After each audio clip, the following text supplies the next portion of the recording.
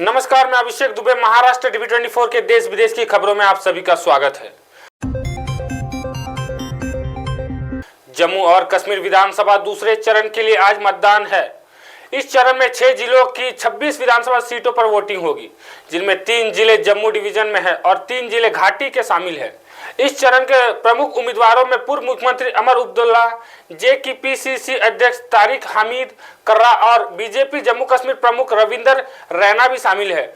दूसरे चरण के चुनाव में करीब 2.5 मिलियन मतदाता 239 उम्मीदवारों के भाग्य का फैसला करेंगे। चुनाव आयोग ने मतदाताओं की सुविधा के लिए 3,502 मतदान केंद्र स्थापित किए हैं, जिनमें से 1,056 शहरी और 2,446 ग्रामीण क्षेत्रों में हैं। राज्य के उप मुख्यमंत्री अजीत पवार भी जनसभा यात्रा के जरिए राज्य का दौरा कर रहे हैं। इस बीच कयास लगाए जा रहे हैं कि साल 2024 विधानसभा चुनाव में अजीत पवार अपने बेटे को चुनाव लड़वाने जा रहे हैं। एक इंटरव्यू में अजीत पवार ने आगामी विधानसभा चुनाव को लेकर बातचीत की। उन्होंने यह भी कहा कि महागठबंधन में सब कुछ ठीक है और हम महागठबंधन के तौर पर विधानसभा चुनाव लड़ेंगे और उन चुनावों का सामना करेंगे। इस मौके पर उन्होंने महायुति का मुख्यमंत्री चेहरा कौन है, महायुति सरकार आने पर मुख्यमंत्री कौन होगा, इस पर भी टिप्पणी की।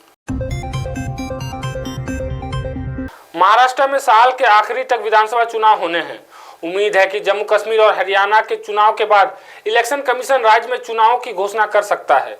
इससे पहले राज्य की महायुति सरकार ने कुछ ऐसा किया है जिससे महाराष्ट्र का पूरा गेम पलट सकता है। दरअसल महाराष्ट्र की एकनाथ शिंदे सरकार ने सोमवार 23 सितंबर को ब्राह्मण और राजपूत जातियों के आर्थिक रूप से कमजोर वर्गों के लिए 2 अलग-अलग नियमों के गठन को मंजूरी दे दी है। ब्राह्मण जाति के लिए परशुराम आर्थिक विकास निगम और राजपूत समुदाय के लिए वीर शिरोमणि महाराणा प्रताप आर्थिक विकास निगम का गठन किया जाना है। मंत्रिमंडल ने दोनों निगमों को 50-50 करोड़ रुपए आवंटित किए हैं। महाराष्ट्र में विधानसभा चुनाव से पहले केंद्रीय मंत्री अमित शाह ने बड़ा प्लान बनाया है। उन्होंने मंगलवार 24 सितंबर 2024 को अहम बैठक ली, जिसमें विदर्भ के लिए 45 प्लान का नारा दिया। उन्होंने कहा कि वह कार्यकर्ताओं का दर्द समझते हैं। हालांकि अमित शाह ने यह भी कहा कि वह दूसरे दलों के नेताओं को बीजेपी में वफादारों के सिर पर नहीं बैठने देंगे।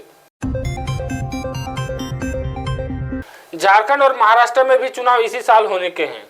जम्मू कश्मीर और हरियाणा चुनाव खत्म होने के बाद चुनाव आयोग इलेक्शन कमीशन कभी भी इन दोनों राज्यों में इलेक्शन की घोषणा कर सकता है।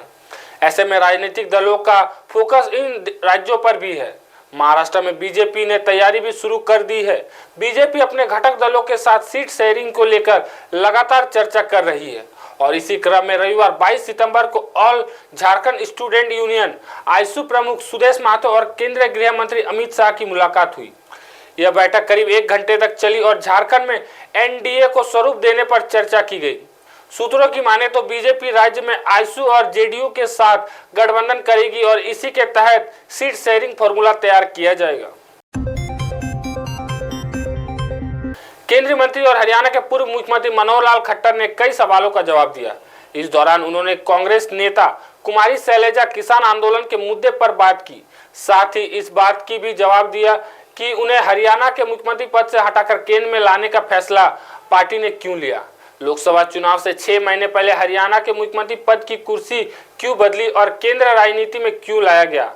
सवाल पर मनोहर लाल खट्टर ने कहा, भारतीय जनता पार्टी व्यक्ति आधारित राजनीति नहीं करती। बीजेपी में व्यवहारिक और सैद्धांतिक बातें ही मानी जाती है। हम पार्टी की विचारधारा से चला करते हैं।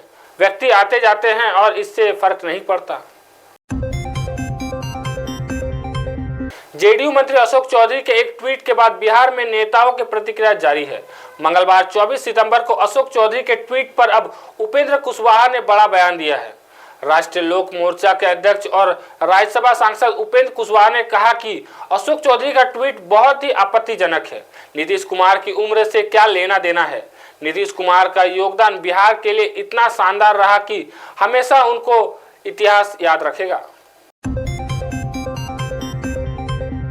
केंद्रीय मंत्री शिवराज सिंह चौहान ने मंगलवार 24 सितंबर को झारखंड के बोकारो में बीजेपी की परिवर्तन रैली को संबोधित किया। इस दौरान उन्होंने आरोप लगाया कि यदि झारखंड में झामुमो नीत गठबंधन राज्य की सत्ता में लौटता है तो राज्य में विदेशी घुसपैठियों को बहुसंख्या होने से कोई नहीं रोक सकेगा। दिल्ली के छतरपुर विधानसभा क्षेत्र से विधायक करतार सिंह तंवर की विधानसभा सदस्यता समाप्त की गई। करतार सिंह तंवर आम आदमी पार्टी के विधायक थे, लेकिन उन्होंने बीजेपी ज्वाइन कर ली थी।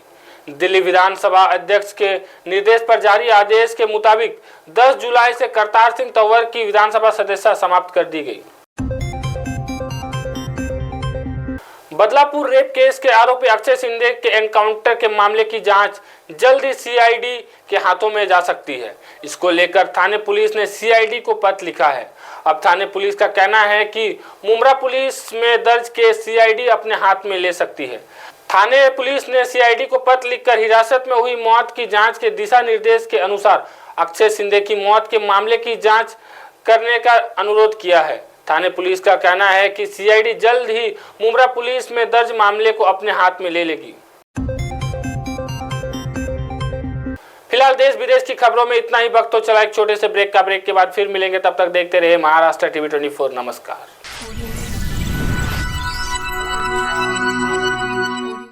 राजू दादाला मुलगी झाली, राजू दादाला। मी तुला बोलले होते ना मुलगी होणार म्हणून।